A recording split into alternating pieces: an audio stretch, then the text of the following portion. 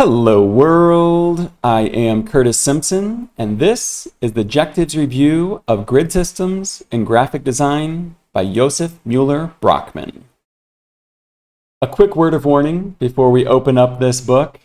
Opening grid systems is a bit like opening Pandora's box. If you are a student or a graphic designer and you're familiar with typography, you'll know that there was a time before you understood what kerning was, and you could blissfully live your life without two letters being the perfect space apart from each other. Or you didn't recognize when someone used a tick mark instead of an apostrophe or quotations, the correct quotation marks.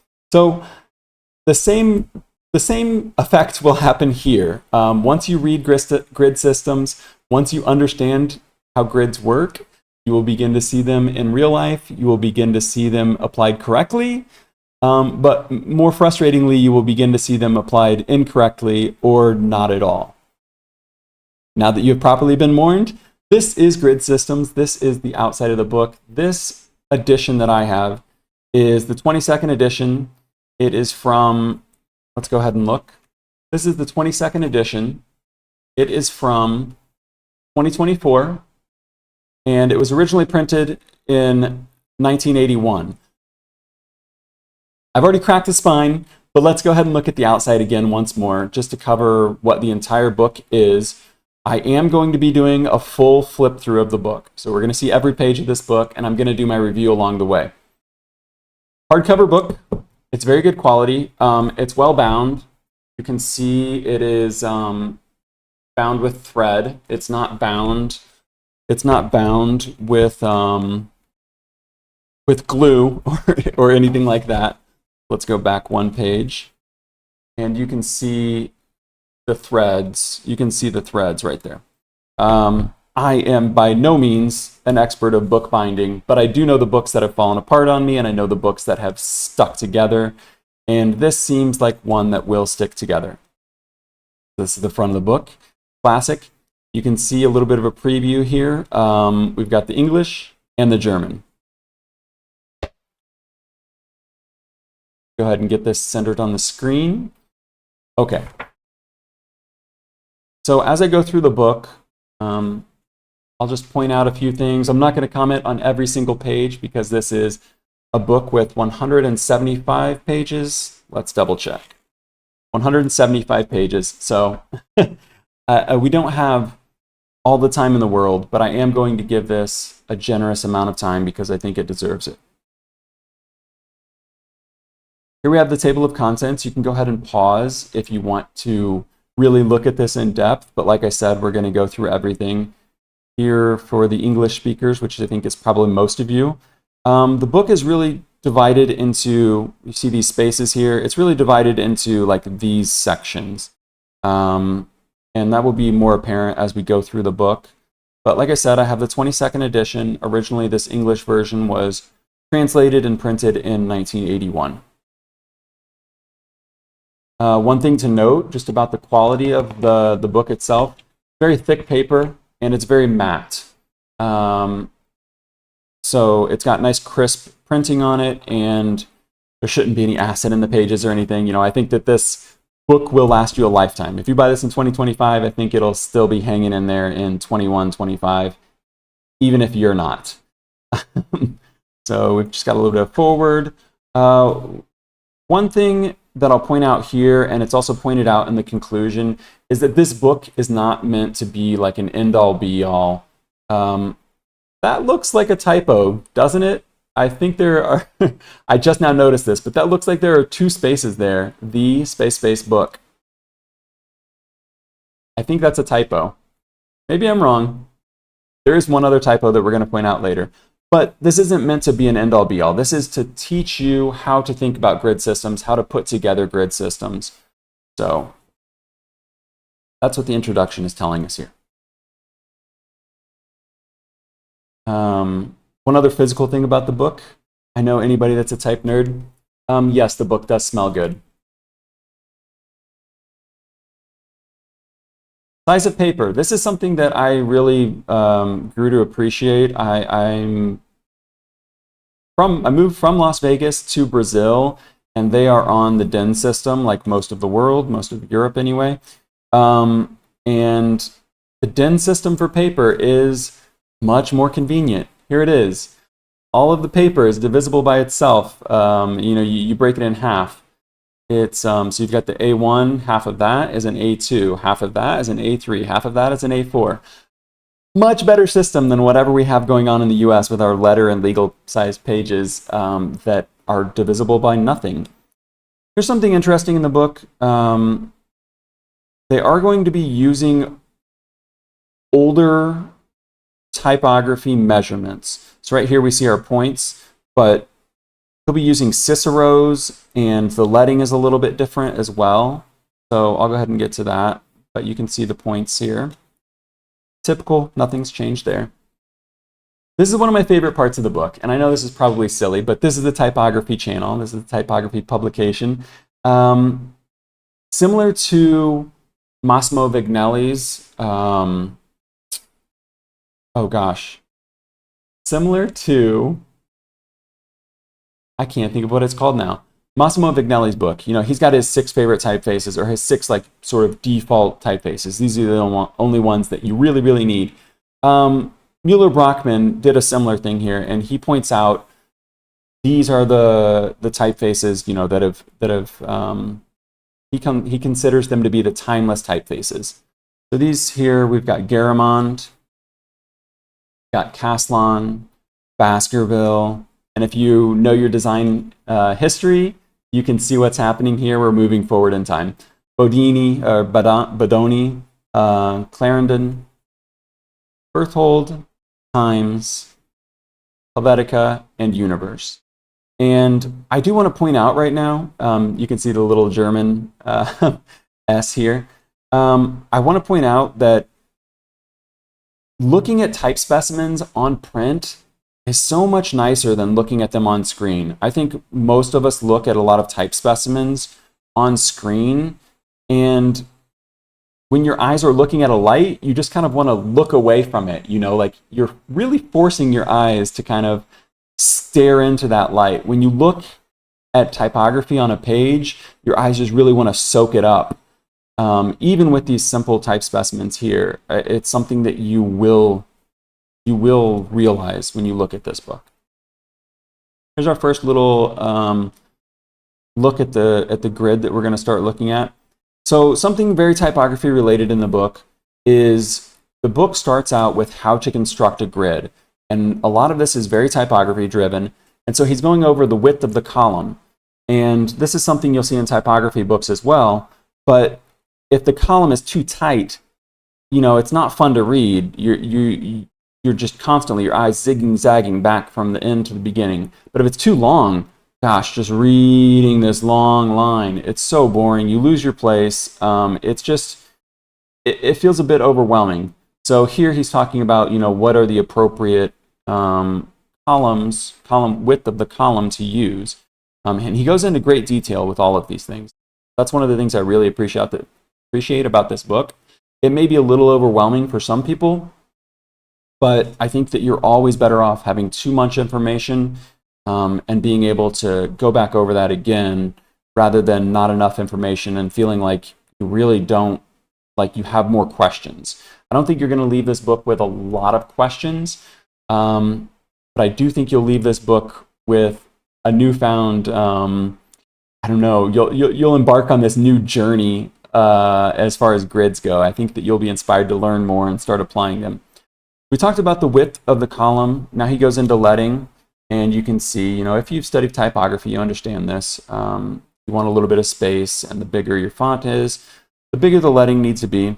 There is one thing that I'll point out here. You can see here, this says lines with 10-point sans serif, 8 and 16-point leading.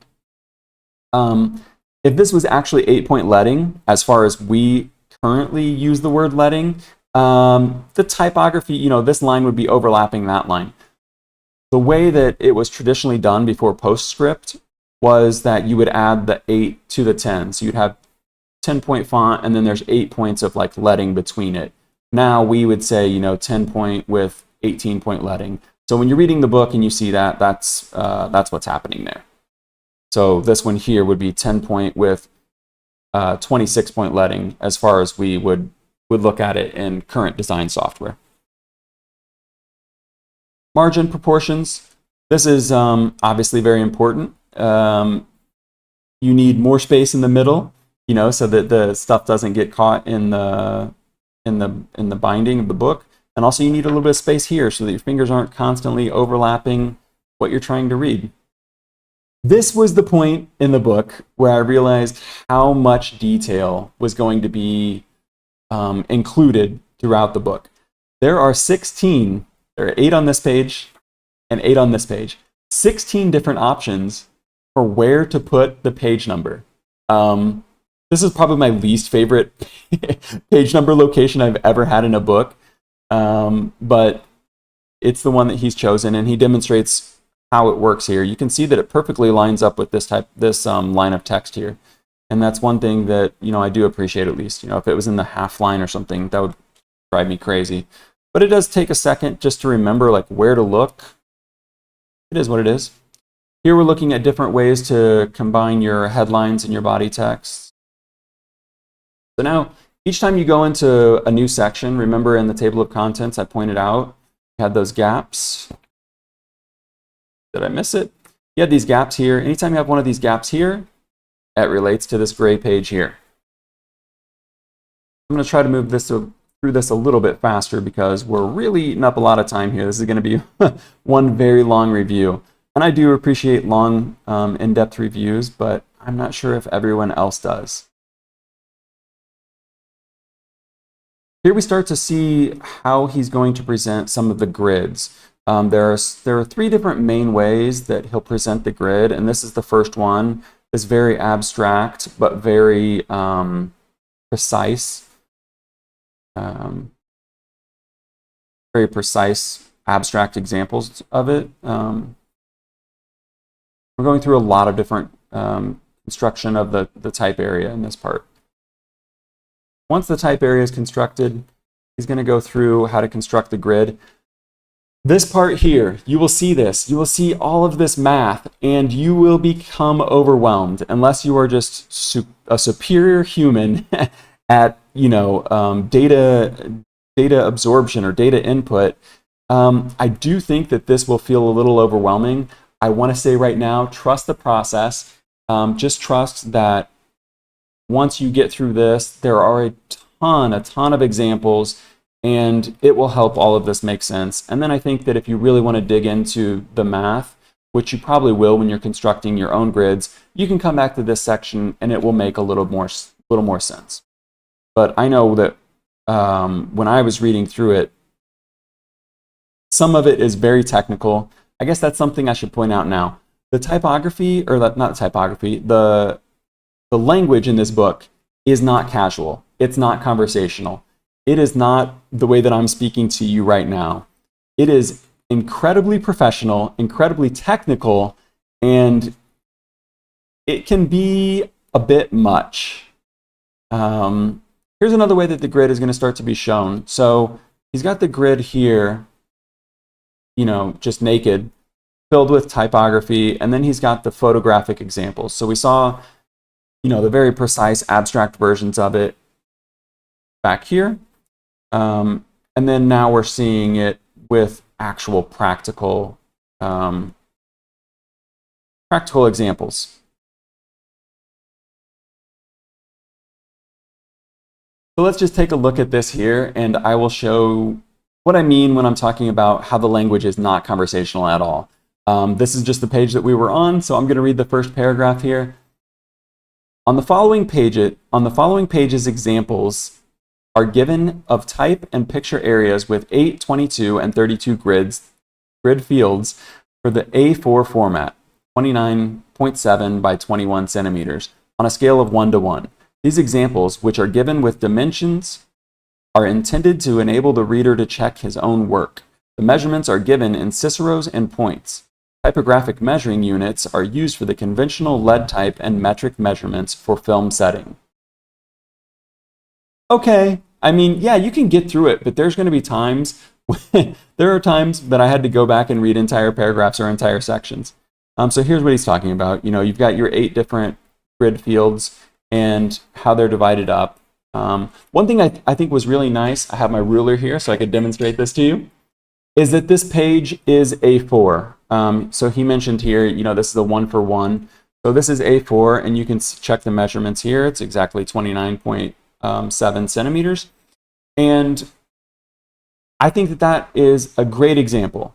So you can see the grid in all of its glory, and in a few more pages, we'll see the grid that's actually used in this book. But I think that these are super helpful, seeing them at full size, to get a better idea for what the grids look like. And you can see here, this is also a full size, before you start looking at the smaller versions. Here he's just going to go over a ton of examples of how you can divide and how you can add images to the pages. 20-field grid with lots of nice examples. You can see the variety of these, and you can, even with the 20-field grid, you can really start to see the possibilities and the potential with the grid. I think that as a student, I at least really found the grid to be kind of restrictive. But what I think is more so true is that you use the grid as a bit of an investment, right? So you do the hard work right now, you come up with your grid, that you're going to use, and then you don't have to think ever again. Like, for the rest of this project, you do not have to think about what to do here. You don't have to think about how to lay it out. You've got a ton of options for creativity now, but you're going to stick your header up here, right? And then you just have all of this you have all of this freedom to be creative in the space down here. What are you going to do? You're going to do 4 columns of text and then do 12 different images on there. No, I'm going to do four images with 2 thicker columns of text. No, I'm going to use 3 columns for a single paragraph of text, and then do little, like, I think that as humans, and especially as designers or artists, we think we want complete creative freedom. We want to be able to do whatever we want. But really, we thrive with limitations, and we thrive with rules, and we work within those to solve problems. And just that bit of structure, that little bit of structure, I think really helps creativity thrive more than just a blank sheet of paper and you can throw whatever you want on it. This is the grid that's actually used in the book. I think that's a great example where he demonstrates, this is the grid that I'm actually using in this book. You can see it right here. So this is the grid that's actually being used in the book. And it's cool to see the grids within the grids, a little bit of gridception going on here. But again, he's just kind of going through the same thing. He's demonstrating the same thing over and over, but on 3 different sizes of grids. So we had the 8-field grid, the 20-field grid, and now we're looking at the 32-field grid. And it is a little bit repetitive, but like I said, it's so much better to have more information and see more examples, because these are just 3 potential grids. There is an infinite number of grids that a person could make. So to be able to see 3 examples and him just, really over-explain and over-show you, like, of course, he could have just said, you can use any combination of these. But no, he's going to go through and he's going to show you every single possible combination. And it's cool, and he walks through how to do each one of them. And like I said, this half is always German, this half is always English. So it looks like there's more to read than there really is, but there's about half as much to read as it appears on first glance. Here is the third main way that he's going to show you the grids, and I do think this is an important part to consider. So these are sketched out, and he goes into detail in the book about why it's important to sketch these out. But the most important takeaway that I found from that is to sketch out your comps at the exact ratio that your full-size project is going to be. So I don't know what these are. These might be like a 1/8 or a 1/16 size compared to the full grid of the, this page is equal to this full page, whatever that is.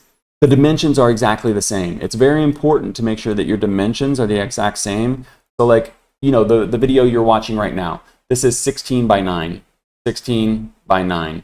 If I was doing sketches of this in my notebook, I would use the little grid and do 16 squares by 9 squares so that I could lay out this video, you know, lay out the grid for this video in the correct proportions. Because as any student knows, you might draw out a comp like this and it looks good in your notebook, but then as soon as you put it on the screen, the dimensions aren't perfect and then the designs don't look good. Just before I go to the next page, the reason that he is saying to do these at the perfect dimensions and stuff like that, and he actually encourages you to work at like a 1-to-1 scale. So when you were doing your, you know, your final comps before you sent it to the printer and you were putting all of your images and stuff in there, he's telling you work at a 1-to-1 scale so that there are no problems when it goes to the printer. Yes, that is excellent. That is an excellent thing to do. I think there are a lot of things in this book that aren't 100% problems that we need to deal with today in 2025. He's referencing typewriters and typewriters and letra sets and photo typesetting, things that we really don't deal with anymore. So having perfect size comps and you know, final whatever it would be, final versions to send off to printers would have been much more important, because otherwise the printer's having to figure out how to resize stuff. But for us, I think that the lesson, the takeaway really is to make sure that you do your sketches, make sure you do your comps in the right dimensions. Let's keep going. So now we're talking about photographs in the grid system. I really, there are a few key takeaways here. I'm going to try to move through the book a little bit faster. We are about more than halfway now. One thing, he points out that photographs are really going to look the best in grids when the photos were taken with the grid in mind. So if you were writing this book and you knew you wanted to fill a grid spot like this, taking this photo with this exact, you know, grid in mind, got, you know, 1 column by 2 rows here, and shooting this chair to know that it will perfectly fit there is going to be the absolute best way to do it. This is something that I noticed when I started doing videos, is that I would start shooting videos. I would start thinking about how I was going to frame stuff to look good in the video. Once you start working with grids, I think this is something that is important to keep in mind. And I do think that's a great takeaway here. But when you don't shoot your photos for it, you know, you kind of have this thing going on where you're trying to fill this space with a chair that doesn't really go there. He's got a couple of solutions for you. So one is you can box in the whole thing. So he could have done a full box there. He's just chosen to do a line on top and a line on bottom. But something that I think is really nice is this here. If you can get away with it, is doing this full color block behind it or on top of it, do an overlay. And he's described it as giving it greater optical stability. So I do think that's a neat trick and a nice takeaway. Just more demonstrations, practical examples. This is something that you will have like, I remember the first time that I dealt with this when I was in school, where I wanted to block off something, because you know, everybody's seen this in a magazine or a brochure or something, right? Where they do like this little section and it's got a color block around it. What do you do? Because you want to work with the grid, right? You want this to be in the grid. Do you run the text all the way to the edge? No, it's kind of ugly. Do you push the edges of the box outside of the grid, the color box outside of the grid? Or do you push the typography inside of the grid? And if you do that, are these lines no longer in line with your baseline grid for your typography? The other option he gives you is to just make the typography another color. I don't think that's always possible. But you know, it's a problem that you're gonna come across, and it's really nice that he knows that, and he goes ahead and gives you a few examples of, you know, a few options for how to solve that problem right up front. Here we start to get into some other grids. So these are not the examples that we saw before. That's not the 8, 20, or 32 field grids. These are practical examples, and I think this is probably the most useful part of the book. The beginning, the first half of the book is all about how to do it. It's all about, here's how to construct the grid, here's why we're doing it, here's how to set up your columns, here's how to make things look good. Now we're going to look at real life examples, and he always gives the title, and he always tells you what the book is, Annual Report Deutsche Bank. And then they show the grid, and they show the example. They show the grid, they show the example. This is like a folding piece of paper here, so you can see the wider margin in the center there. But I think this is where all of that frustration of just like mathematics and how to construct a grid, all of this stuff, this is going to pay off when you get here. And so do trust the process. Please trust the process. I think these examples, though, are amazing. Whenever I was in school, I didn't have this book. I had a book called Making or Breaking, I think it's called Making and Breaking the Grid, or Making or Breaking the Grid, by Timothy Samara. I think that's who it was. And it was a lot like this. It was just a lot of practical examples. They have a teeny tiny grid up here, and then just big full pages of images. That's cool if you want a picture book to flip through, but I do think this is the superior book. One thing I will say is that this book would really, really, really benefit from a classroom setting. And the reason I say that is because the entire first half of the book is very technical and very professional, and just, you're going to have a lot of questions and you're going to get overwhelmed. And I also think that it would be great to have homework assignments that force you to probably, to draw a bunch of examples like this. That would be a great one. But a homework assignment, 1 week you're working with this simple 8-field grid. The next week you're doing the 20-field grid. Then you're doing the 32-field grid. And then you get into something like this where they're like, make your own grid. Or maybe go out and find magazines and try to figure out, what grid it was built on. I think that would be a great assignment. Here they're talking about the Japanese using the grid, and they're actually including some English on this, I think. Yeah, some English on this. And so the center section of each page is going to have English on it. This little line here that you can see, that's where the page number is going to be. I really appreciated whenever I saw that in the books or on the layouts. I really liked when there was like specific places where it was like, this is where the number goes, and you can see it on both of these two here. So this is where the number goes, and then it always goes there. Some of them had like, this is where the title goes, and the title was always in the exact same place. But you can see here, you got two different book covers that are built on this grid here, and you can tell they go together, even though the image on the front isn't the same and the title isn't the same, but you know that this series goes together because of the grid.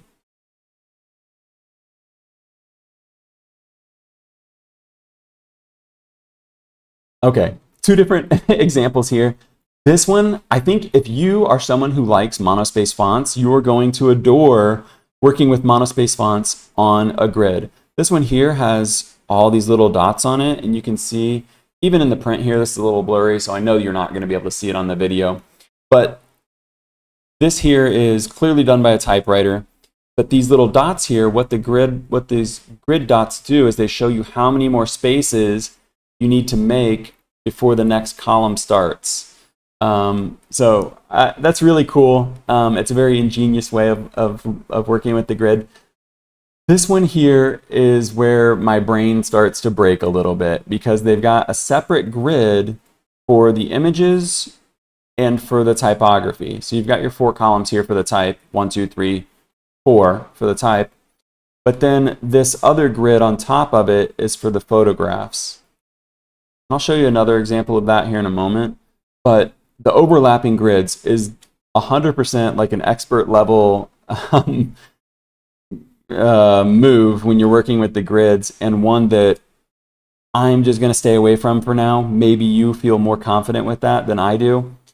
I thought this one was cool here because we're looking at your typical, let's look at this side here. You've got your gutters, these little lines between each of the fields is called a gutter.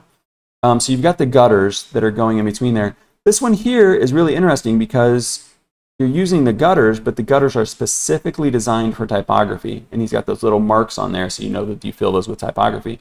But you've got the gutters here, and they're actually the same size as the gutters that you're going to put little captions in. Thought that was an interesting use of the grid and, something unique that we hadn't seen yet in the book. Let me just go back 1 second, see if I can find it.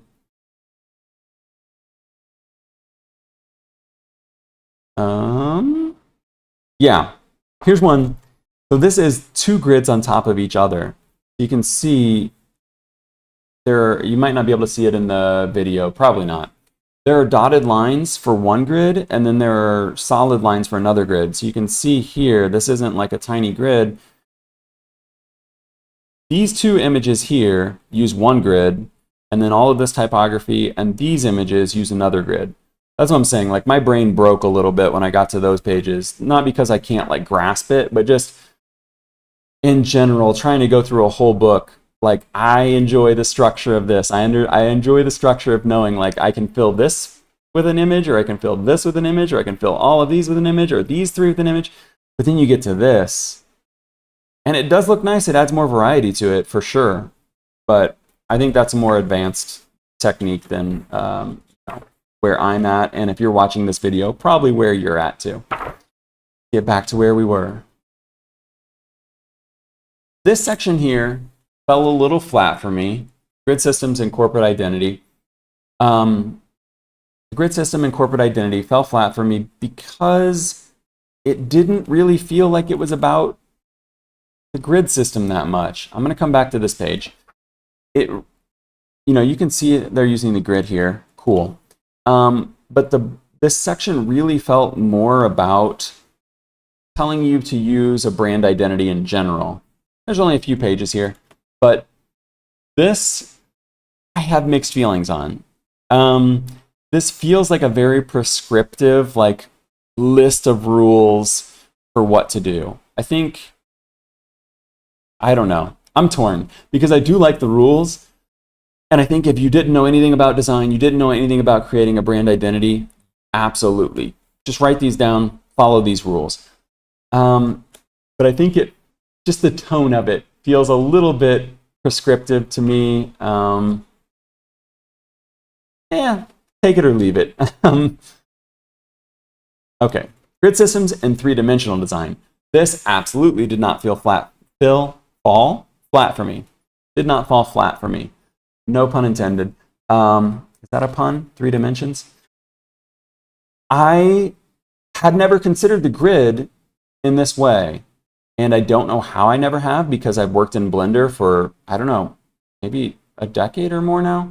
So I've used the 3-dimensional grid plenty of times, but I've never thought of it in the sense of like graphic design and typography and things like this. I never thought about a grid with the gutters like we think about on a page.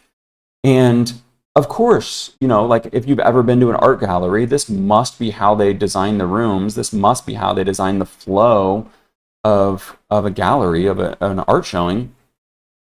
I just thought it was really cool, and this became like my dream, to be able to design a room or an entire building based on a grid, down to like the furniture, and he's got the light fixtures here, and he's talking about how the tiles should match the grid.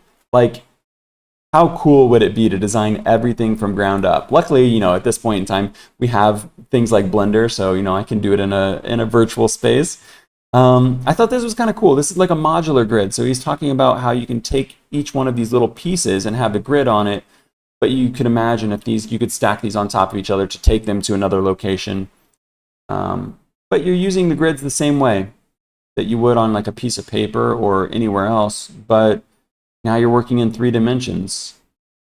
And when I saw this, and it's so crazy because the first class that I had when I studied design in school was about these perspective, we drew these single perspective, these rooms with the grids on there, but we never did it with the gutters, and I just never considered a grid in this way. But you look at this, and tell me what this looks like. It looks like the Apple Store to me, right?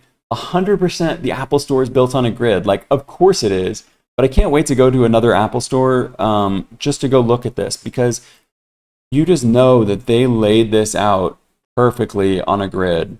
And I can't wait to go in there and kind of dissect it a bit. Another real life example that I would really like to look at would be Las Vegas. If you're new to the channel, I love Las Vegas. I have an affinity for Las Vegas. And I would really like to see how the casino floors have been built on a grid, if it's possible to tear that apart in my own brain.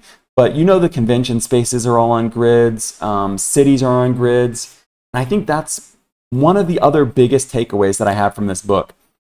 Grids can go down, super small to like a microscopic level.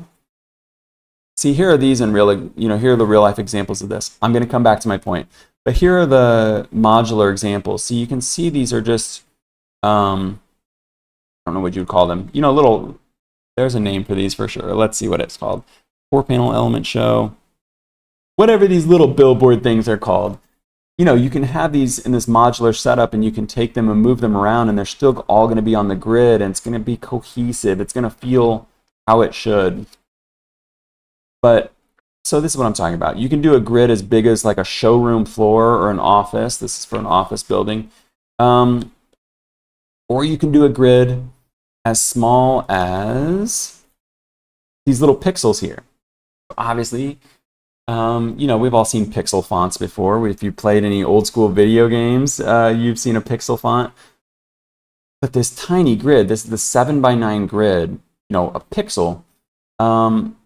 But it could go up to a grid to plan an entire city where you've got city blocks that are on the grid. The grid really is just like this infinite thing. And that was my main takeaway from this section. This systems of order in ancient and modern times. It didn't fall quite as flat for me as the corporate identity section, but like, what vegetable are we looking at right here that has to do with a grid? I don't know. The honeycombs, I get that. I get that one. But is this a grid? Yeah, I guess so. Like, you've got a circle and a square and you're dividing it in half, but a lot of these little columns and stuff, it's not like there's a single grid that they're using like you are with the pixels here. And maybe I'm mistaken, but this is where it really falls flat for me. I don't know how these are on a grid. This one sure is. You can see right here, you've got your little, what we would now think of as like a pixel grid, but in 1988, I'm not sure if this was digital or not, or 1980, I'm not sure if this was digital or not. I did enjoy this part though. Okay, so maybe this section didn't fall entirely flat for me, but I did enjoy this because you start to think about how the grid can go at a diagonal, or how a grid doesn't have to be a grid that we typically think of. A grid could be a sheet music.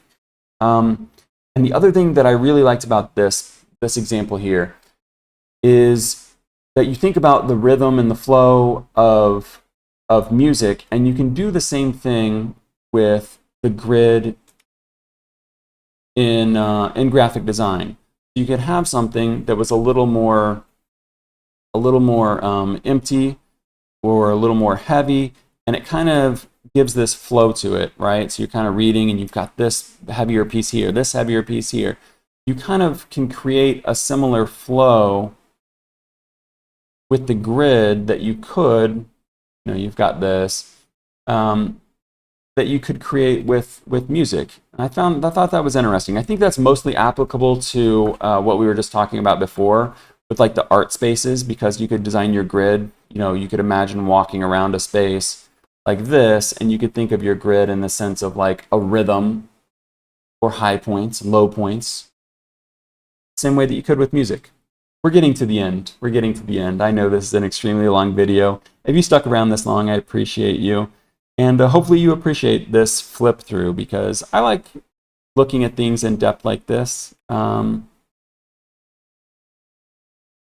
Yeah, we're looking at grids here. I think some of them are a little bit of a stretch, but did like, again, I mentioned in my Thinking with Type video that I was inspired by these grids. They reminded me of the manuscript grids, reminded me of the Gothic tracery that I'm really into, and you know, the Gothic tracery really is on a grid too. You just have circles instead of squares. These chairs and stuff. Okay. And then, you know, like I said, you end on this sort of like macro grid where you're planning entire cities. And I don't know, it's really cool. It's really cool to think about the grid in general. But gives a little conclusion here. I love a bibliography in a book. Unfortunately, unless you speak German, I don't think this bibliography is going to be incredibly useful. There are a few English language books in there, but it is cool to see the books that were used as reference to create this book. Regardless, love a bibliography, but this one isn't incredibly useful for me personally because I don't speak German, and most of these titles are in German. And then you've got a list of artists here as well with the page numbers. I do wish that the books were cited throughout so you could at least understand, you know, what you were referencing here. But all in all, you know, if I'm going to sit here and spend, 45 minutes talking about a book, you can probably safely assume that I am going to give this book a recommendation, and that is true. I do think this book is worth picking up. I think that what I said is true in the beginning, where like if you get this book, you are opening Pandora's box in terms of the grid systems. And I don't think that's a bad thing. I think it's worth it. The last thing I'll say is that I really do think that the grid system is an investment. Not this book particularly, but creating a grid system in general, I think is an investment. You set up your grid in the beginning, and it's this iterative process where you have to do it. It's not quite right. You have to do it again. It's still not quite right. You have to do it again. But once it's done, it's done. And then you're just rocking and rolling. You know, then you're cranking out stuff like in the book, because this whole thing is done on a grid. And, you know, I really like the idea of having a little bit of structure and that allowing me to have all of this creative freedom afterwards without having to think about how to organize things. I just get to be creative. I don't have to solve the same problem over and over and over, because I solve it once by creating a grid and it's done. So I do think this book is worth purchasing. I'm going to have a link. And even if you're not going to buy it now, I think that this is a great book to add to your wish list. So go ahead and click the link, go to Amazon, put this on your wish list, or wherever you want to buy a book at, add it to your wish list. Because when the day comes where someone wants to buy you a gift, or you're thinking like, I kind of want to learn something new, I kind of want to get a new book, this is the book that you should go pick up. Is it the greatest book in the world? No, but is it a staple of graphic design? Is this a book that has existed since 1961 and people are still buying it? It's on the 22nd. This is a book that was on the 22nd edition, still being printed in 2024. There's a reason. There's a reason that, that this book has existed for so long, and I do think that it's worth picking up. Hope you enjoyed this flip through. I hope you enjoyed this Jectives review. I am Curtis Simpson, and I will see you next time.